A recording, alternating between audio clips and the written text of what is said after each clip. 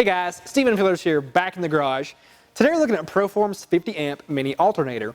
And this is a great choice for anybody with a race application where you don't really have a lot of electrical draw, and 50 amps is going to cut it just fine.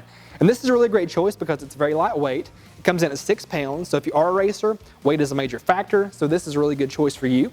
But also that smaller form factor gives you some more clearance in your engine bay, so that is another benefit out of this alternator. Now overall, this comes in 2 different finishes, so if you like the black crinkle finish, which is shown here, that is an option, but if you like the polished finish, they do have that as well. Now this is made of 100% new parts, no remanufactured parts, so quality is a major factor in this alternator's build. Now onto the installation, I'm going to give this a 3 of 10 on the difficulty scale. Really is pretty straightforward and it took us about 30 minutes to do here in the garage.